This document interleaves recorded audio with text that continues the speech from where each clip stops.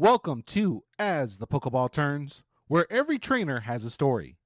I'm David Hernandez. I'm joined by JT, who will not only be sharing his Pokemon Go story, but he will also give insight to his love for the Avatar The Last Airbender live action movie. JT, welcome to the show. Oh no, not the live action movie. We don't talk about that. I'm doing well, David. How you doing? Not too bad, my friend. I'm glad you can make it to the show today. Let's just go and rock and roll. How about it? Sounds good. Before we do get started, how about you tell people who you are, where you're from, and what team you're on? My name is JT, hailing from the Denver, Colorado region of the world. My in-game name is Shadow Prime 34, and I'm on Team Valor. How about we start with Shadow Prime 34? So apparently it's like a little story behind it. Is that true? Oh yeah. I was in the middle school, and I would make fan fictions for my favorite movies. So after I would take a test, I would start writing while everyone else is finishing. When I got done with one of my science tests, I was like, I'm gonna write a Transformers one because Optimus Prime is cool. So I was like, well, it's something that's like not Optimus, but kind of Optimus. So basically, there's a robot that follows an Optimus Prime's shadow. So I was like, oh, wait, Shadow Prime. 34 is my basketball number. So here we are years later, and that's my best story I've got for it. That's very interesting. So you made this story from scratch. Like this isn't a lore officially from Transformers, right? Yeah, this was completely all from my brain. We hop all over the place. At one point you're a cave, and then at another point you're in a field, and then you're at a dig site. So you can definitely tell it's from my brain, but it's good. It sounds very interesting. How about we start with the other question I ask everybody else that comes on the show? How did your journey in Pokemon Go start? I remember seeing like ads for it like day one. I immediately downloaded it, and I was like, okay, let's figure out what this is. And I couldn't get into it because the servers like couldn't handle it back then. So we got that nice little like, oh, please try again later screen. And I got into it, and Professor Willow popped up and was like, hey, choose your 3. And I was like, oh, Charmander all day. And I kind of played it like kind of off and on, and took a bit of a 6-month hiatus. It was actually John kind of peer pressured me back into the game, and I fell in love with it all over again. So you started out playing. You said, so I'm assuming the 6 months came like right after the game came out, or was there like a little bit of a gap? Or So I played for about a year or so. This is right when they were like kind of dropping Gen 2. I would do just barely enough to make sure I got all the Pokemon. And then I was like, yeah, whatever. I haven't opened the app in about a week or so. Like just kind of like casually playing, like aggressively casually. aggressively casually? Kind of, yeah. What's that like? Yeah, it's just like, oh wait, I forgot I have this app. I'm walking somewhere. Let's open it up and see what it's like. So yeah, Gotcha. and I that, and it was good. Like I would get a shiny every once in a while, but like I'm not the collector of the two of us. I stopped playing and I got into Jurassic World game, which was an experience, to say the least. Good or a bad thing? A little bit of both. It's definitely a Pokemon Go clone, but I think Pokemon Go is definitely better. But I realized that I can only have room for one in real life hunting game like Pokemon Go. So I had to give Jurassic World the old pink slip to let them know that they're terminated. Sounds like you realized the error of your ways and you came back to Pokemon Go. Oh yeah. Oh yeah. So what was it about Pokemon Go that made you want to take a brief hiatus? Were you just bored of it, or was it just not much for you to do? Yeah, I kind of got bored with it because they at this point they hadn't really introduced raids, and there weren't too many events that went on. At that point, I didn't have my obsession with like my unrealistic goals I'm all about now, but I was just kind of like, I'm good. Ooh. No thanks. Yeah. I love unrealistic goals. How about you tell me a little bit about them? So they're absolutely ridiculous. Like I'll text John at 11 o'clock at night, and I'm like, hey, you think I can get 5 million experience in 2 weeks? He's like, are you kidding me? And he's like, if you play like a madman, sure. And I was like, okay, I'm gonna try it. I put my nose to the grindstone and just see like what I can get and how close I can get to that goal. And like honestly, that's what's brought fire back to the game for me, which has been pretty fun. Even though I don't necessarily have like a special research story or anything to do, I make my own goals and see how close I can get to attaining them. So that's always fun. You know, from one madman to another, I have mad respect for something like that. So real quick, I'm going to go on a little bit of a detour. One of my goals that I tried to do, I got pretty close. I wanted to get, I think it was 100 million XP in 3 months. 100. And 100 million, because I was trying to just see how fast I could get. I just wanted to see. I never cared about XP. I just wanted to see if I could do it. You know, like you, like, can I do it? And the way I had to math it out, and I had to average like 1 million or 1.5 million XP per day, I think, to get to that point. And that is incredible. Yeah, I made it to. I think I made it past 1 month and a couple weeks after.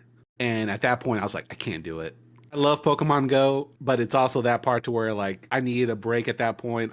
I was playing like nonstop when I wasn't working. I was playing Pokemon Go, and even while I was working, I was playing Pokemon Go. Exactly, and it's like, all right, like I'm a little Pokemon out right now, so I'm gonna take a step back.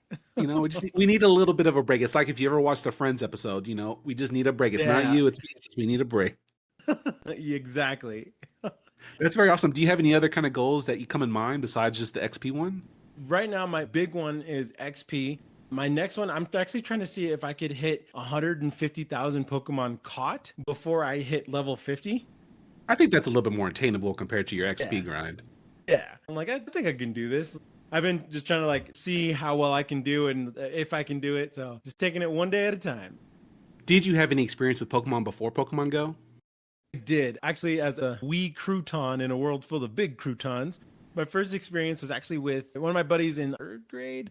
I went over to his house and he had the Pokemon show on and he was playing on his red cartridge and he had an extra blue cartridge. And I was like, oh, I want to play. They were just pixel blobs back then, but in your imagination, it was just like these awesome fights. Like I'm watching Charizard on the television, but I'm like using my little Charmeleon and like fell in love with the series then. I was like, this is so cool. And then I played the series as they came out. I remember whatever game it was where you could like put the Pokemon in the daycare. I remember playing that game and like I stuck a Dragonite and a Charizard in the daycare and I was like, okay, maybe I can make a Dragonite with fire on its tail. Every single time it was just a Dratini that would pop out. And I was like, oh no, okay, I'll get rid of this one. Maybe this time. And I was like, okay, if I get my Charizard to level 100, then maybe I'll get a flaming Dragonite. My poor ignorant me was wasted so many hours hatching eggs for no reason. But that's how it was back in the day, because you know nowadays everything's online. We didn't have that back in the day. Like we had rumors between friends and maybe a magazine that usually gave you a bunch of you know what that wasn't true. One thing I did, so in Gen 1, I read this from a magazine. That's why I said magazine. They talked about getting the Pokegods. And I was like, what's the Pokegods? This is Gen 1. And they gave you a list of options to say, like, which one's the way you get to the Pokegods. Yeah. And one of them was, like, beat the Elite Four 100 times without healing with one Pokemon or something like that. I don't remember. And I was like, well, I've got to find out what these Pokegods are. Like, what are they? So I used my Alakazam because that was one of my favorite psychic types at the time. And I didn't make it. Like, after a while, you run out of elixirs and ethers, and there's no way to get more once you run out. Exactly.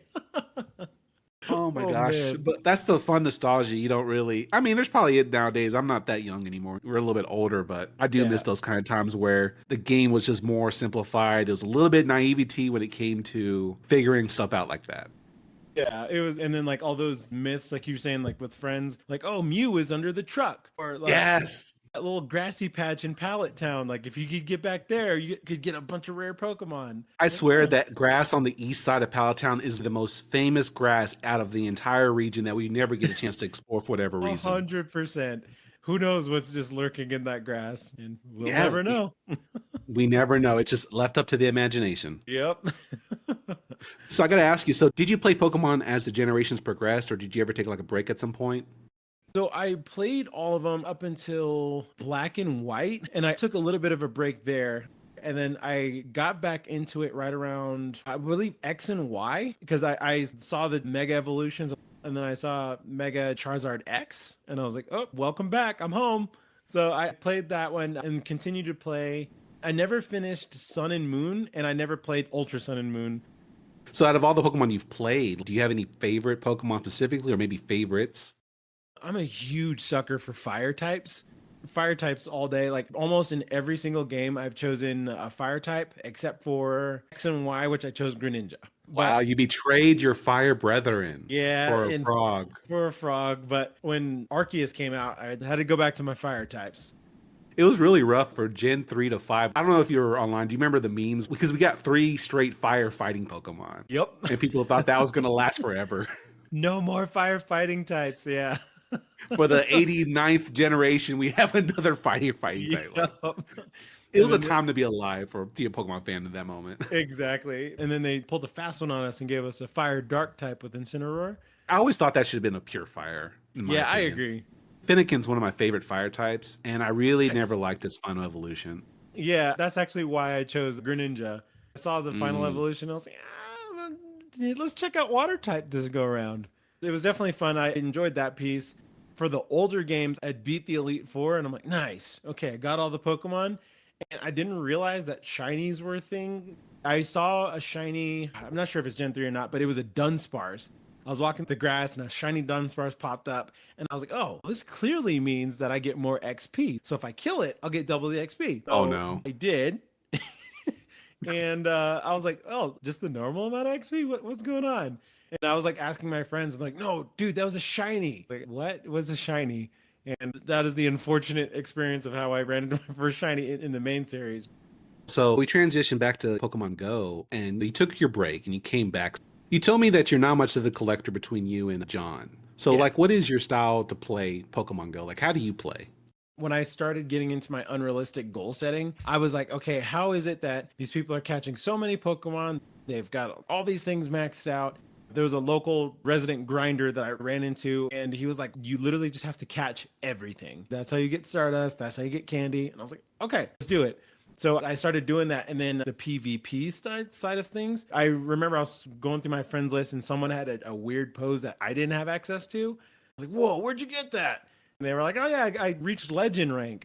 So I started putting together teams, and that's honestly been my drive for PvP ever since. So I'm the battler as the roundtable crew, and we're slowly converting John, but yeah. He told me he's more of a collector of the side between y'all Yeah, two. because like he's all about the shiny costumes, and I've tried, and I cannot care any less for the shiny costumes. Well, we know costume's not your thing, so what is it about PvP? Is it just the pose that you missed out on, or is it something more? I kind of fell in love with it because I started playing it and I got the basic gist. And then I started doing my own thing, and I would make it to ace rank every season, and I would just plateau from there. And I was like, I want more, need more. I want to be better. So through the course of our podcast and like explorations through other things, I fell into the world of like the community of Pokemon Go, which was so much bigger and better than I had imagined. I've learned so much, which has made me a better battler and like made battling that much more fun for me. Do you have like a favorite league you like to participate in or anything like that? It's been rotating with all these like move shakeups that they've been doing as of late. Master League was my favorite. I was building everything for Master League. I wouldn't touch the other two. But then I was working with some people at the BTW podcast and kind of fell in love with Great League. As of right now, I think my favorite is probably Great League. So you're from Denver, Colorado. What is it like playing out there? It's a little sparse. Don't you need Dunsparce? Ah, yes. I see what you did there. I had to try for this one. That was impressive. Like, that's a 10 out of 10 right there. Thank you. Chef's kiss. Heck yeah. Continue. That's awesome. But yeah, the closer you get to the foothills, the Pokestops will get a little bit more spread out. It's okay. We usually do a lot of our playing in a city called Golden. You got a nice little river. You can walk right there, dip your feet in it if it's super hot. When we're hungry, we can hit the little shops right there. If we are feeling the city vibes, we usually go hit downtown Denver on 16th Street Mall. Well, what about during when it gets a little colder for y'all? Do y'all play less, or how does that work? So for me, especially like on my grind sessions, I try to walk around the mall. So that way, like, I'm still getting like the movement in, and I'm still like hitting like unique stops, but not necessarily having to be out in the snow or where it's less than negative a billion degrees outside. Oh, the winters can be. I think they're just aggravating. So I drive there, do my laps around the mall, then call it a day. As we move forward, have you had a chance to go to any past live events by Niantic for Pokemon Go? So the first one that we ever went to was actually this past year in Seattle. It was absolutely incredible. The friends, the spawns, the Pokemon, the shinies, and just getting to meet people that I listen to their voice like once a week for like an hour, and meeting them in person was super cool. That was probably my favorite part of that experience.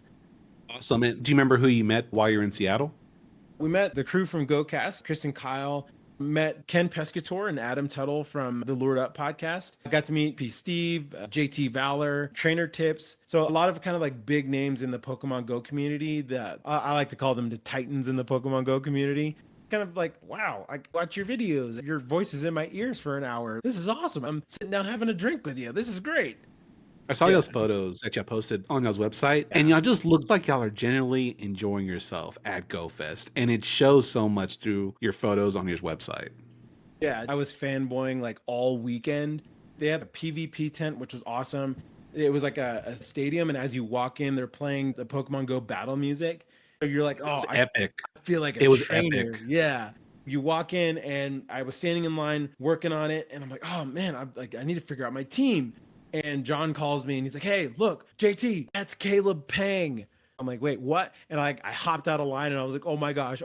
No, okay, I need to breathe in, out. Okay. Hi, Caleb. My name's Jay. Like, it was just like the speediest chief was there. Like, I'm battling. I beat my first opponent, waiting for my next opponent, and it's simply Gabby. And she shoutcasts for the Pokemon plays. I'm like, this is incredible. So it was really cool just like experience that piece and just meeting so many like big names. So your co-host, so he actually told me to ask you about Caleb Ping, which you already shared, but he also told me to ask you about Fleece King. Yeah, so I was walking back, I was coming down from the Caleb Pang High, and I was like, oh my gosh, I met Caleb Pang. I was walking and I saw Lachlan, who's part of the Waste Spotters podcast with Jamal. So I saw Lachlan, I was like, oh, hey, Lachlan, good to see you. And I look over at Fleece King, and my brain doesn't process that's Fleece King. I go back in line, and John's like, dude, that's Fleece King. And I was like, wait a second. And then like the whole loading bar happened in my brain and like ran back over. I was like, oh my gosh, you're Fleece King. I'm so sorry. I saw you, recognized you, but it processed. And I was like that the entire weekend. They're like, oh, I'm fanboying so hard right now. Well, it looks like you're controlling yourself. Well, no, I can hear my blood. Like, this is great. I'm so excited. That's how it is. Like, Yeah. I remember when I first met Trainer Tips and Mystic 7 when I went to Chicago in 2017. I was literally like all over the place, like, dude, they're right there in front of me. Exactly. And they're so chill and everything. It's like hard not to sometimes, especially when you've grown up just seeing them on the video or listening through the ears, like you said. Like, it's surreal when you're real fans of these guys. Yeah, and it's awesome. And they're so cool. They're just like, hey, yeah, how's it going? And it's just like, I'm over the moon. Yep, this is it. I'm good. Well, that's very good. I'm glad y'all enjoyed yourself during GoFest. But I need to ask you this for the listeners who may be on the fence about going to GoFest. If somebody is on the fence about going to a GoFest or even a Safari Zone, what would you tell them? Absolutely go. Just give it one shot. When you're talking to people in the Discord, like you're sending memes, sending gifts, and doing battles with them, like that's fun, but it's just a name. But you actually get to spend time with that human. We're both catching these imaginary monsters. Like, it's so much fun. Like, the connections that we got to make, the laughs, the stories, like the itty bitty Airbnb that we were splitting. I honestly, that was a 15 out of 10 chef's kiss for me. So if anyone is on the fence, Off the charts. yeah, absolutely off the charts. If anyone is on the fence, give it a shot. It is definitely worth it. When we walked into Seattle Center Park, the Space Needle, which is actually on Earth, not in space. Right. Fascinating, right? Yeah. It sounds so deceptive. Yeah. But yeah, we walked into the park and like you walk in, it's hundreds of people like in their pogo gear and like all their stuff ready to go and all the chargers. And then you like see this giant Jigglypuff and you walk through, you have all the team tents like the Valor Instinct and Mystic. And then like you see a Snorlax sleeping. It was just like cool to experience that. I would absolutely recommend it for anyone that's on the fence. So you're part of the faction for the BTW, part Dukes or part 2. Yeah. How's your experience in factions been so far? What is your role? So it's a lot of fun. I hadn't really done any faction stuff before. I'd been a few months deep into Sylph doing the monthly battles. I kept hearing all the news about the factions and I was toying with the thought of starting a roundtable one. And then the BTW, they're like, hey, we're going to make a second one. So I hopped in and honestly, I like it as much as regular Sylph, but it's like a different version of it because you're going in as a team. So like it was really cool just because you can battle with your team and some really good battlers are in the faction as well. So they'd message me, hey, let's do some practice.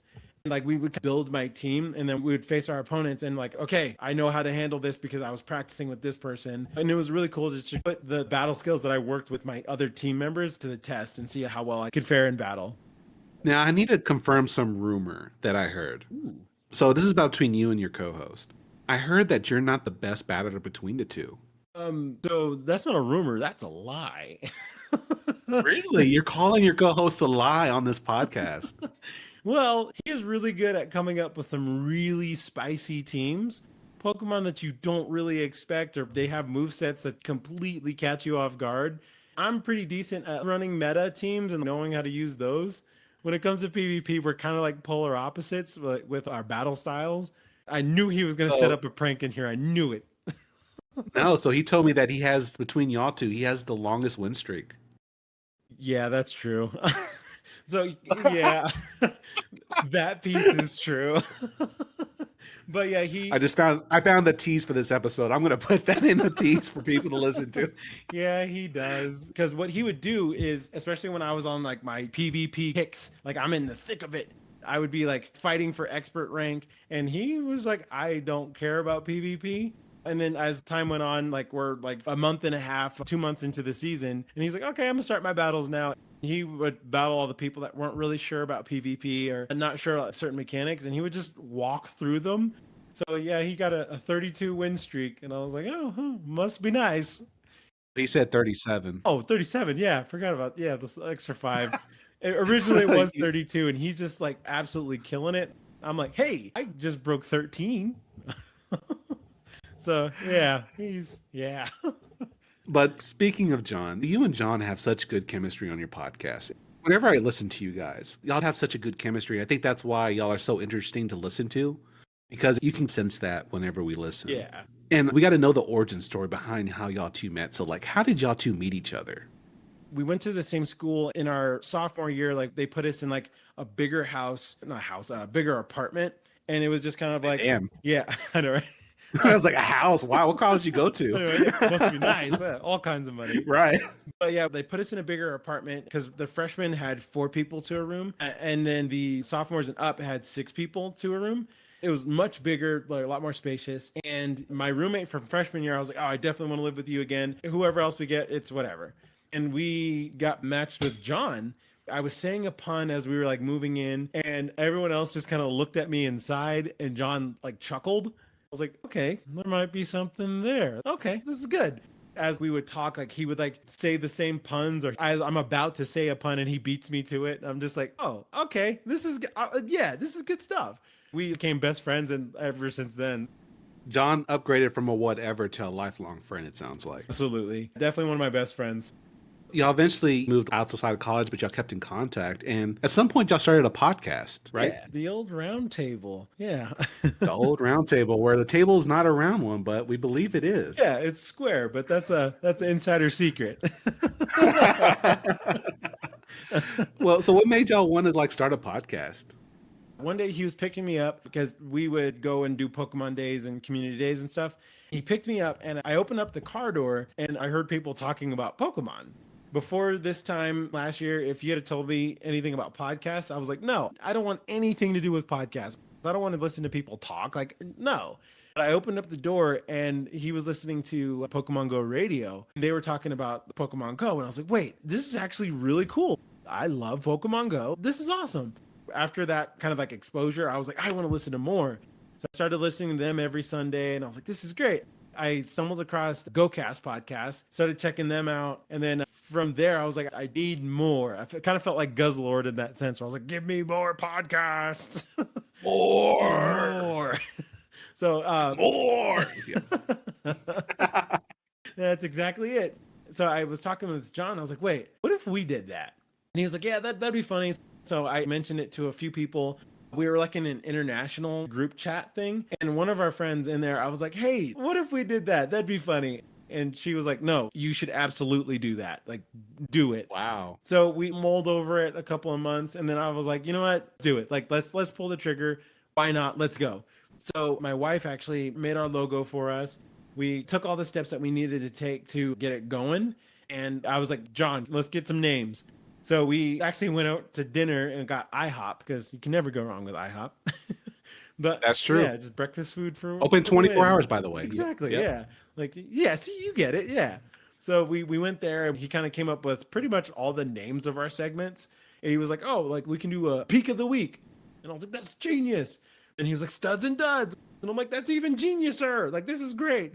So, so like we just put together like a rough skeleton of what the show would look like. And we were like, all right, let's do this. The roundtable chat. And then we did our first episode, and hooey, episode 0 is definitely a treat. So yeah, There's a reason why it's called episode 0. Yeah. oh yeah. So really rough. So there's a lot to unpack in what you just said. So I'm going to try to do it piece by piece. Okay. So you and John met to talk about a podcast, and it sounds like at first you were hesitant about the idea. Yeah, we had just toyed with it, and I was like, I'm not sure if he would actually want to do that. I'm not sure I have the attention span to do that. I don't know. Or y'all just not sure about if y'all really wanting to do it committed wise, or was it just more like the jitters of doing it? Yeah, it was just really kind of like committed, but I was also like comparing what we would do compared to like GoCast or BTW, like all these other podcasts are like established and ready to go. And I was like, I'm not sure if we can do that, but I don't know. But people were like, no, I've seen you guys talk. You guys are both incredibly annoying and super funny. So just talk into a mic and record that. So y'all eventually decided to do the podcast. At the time, y'all were trying to plan the name and the logo. So you said your wife made the logo. My wife is actually a teacher. So was like, oh, I got this. What are you looking for? And I was like, okay, let's do like a Pokeball, but it's like a table. And then let's put 3 chairs at the bottom. So it's like a table.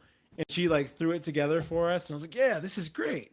And then we just took it and then like played with some colors and everything. And we're like, we have a logo. Let's do this. And I'm super thankful that she did that for us because I was going to attempt it. But I was like, okay, how am I going to be like in case like legal stuff? Like I don't want to like copyright infringement and all that good stuff. She saw me struggling and stepped in. How did y'all decide the roundtable chat talk? Did y'all have different names by chance y'all were considering at all? John is like the naming like guru.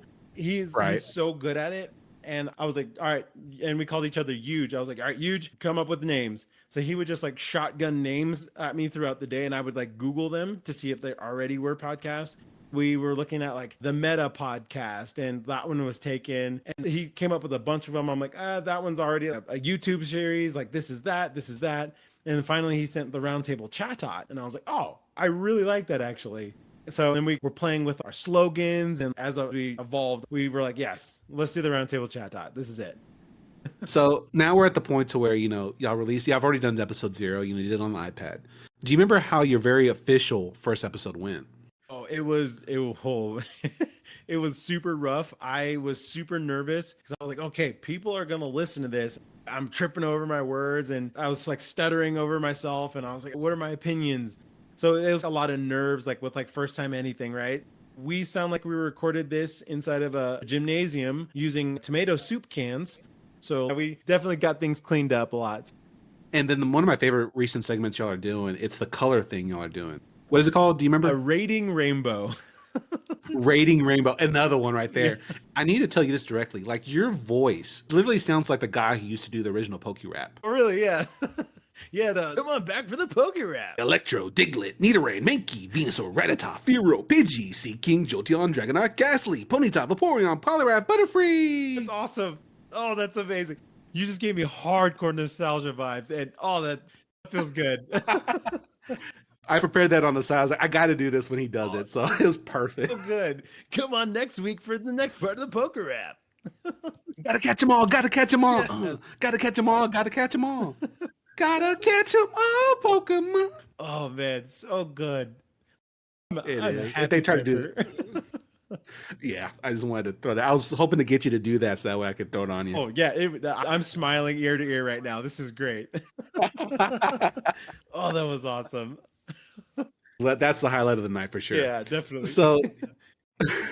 So you talked about how you already had the name started. Y'all have already had episode 0 passed out. Y'all eventually apparently created a room to record. Is that true? Oh yeah. Yep. Our studio is a room in John's basement. He had an extra room and he's like, we just record here. Come over. We got our equipment. We got things, the table set up, and it was like a table that was about a foot off the ground. So we're both sitting in chairs, just kind of like leaned forward, talking to the iPad.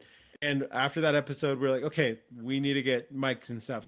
We got a pod track, we got our mics and everything, headphones, and it started to evolve a little bit better. Then we put some soundproofing up as like episodes went on.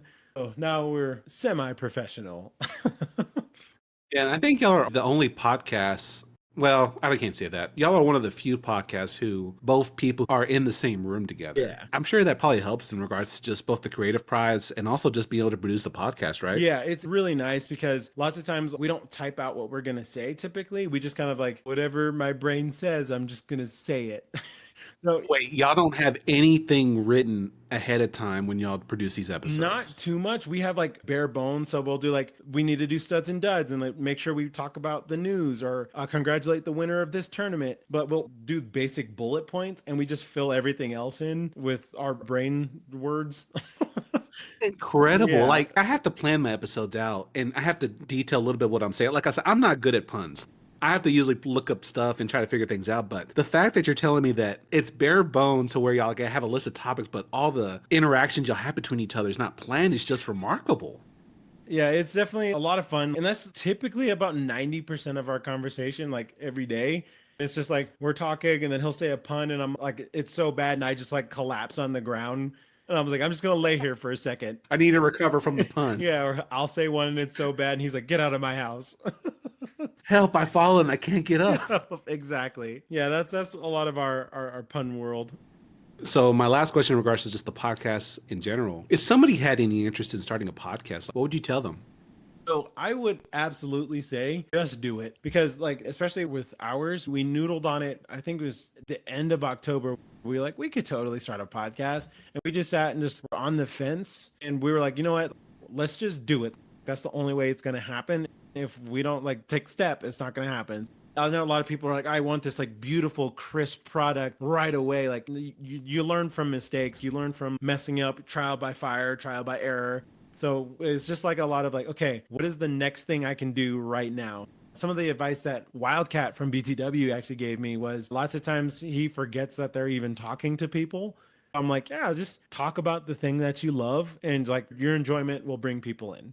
I was like, okay, yeah, I'm not too worried about numbers. This is good. Like just talking about those imaginary monsters that we catch every community day and get the Pokeball Plus and catching those. So just do it and have fun while you do it. That's what I would say.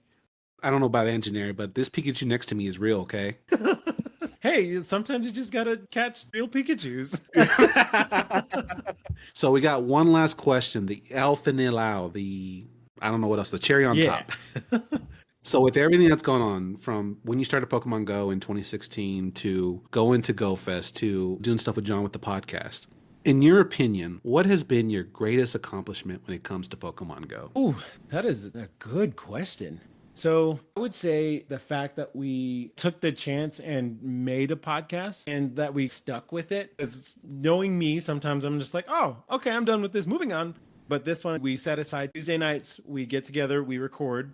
Wednesday, I edit, and then Thursday we release. And it's been that like pretty consistent schedule, which has been nice for me because sometimes I'm all over the place.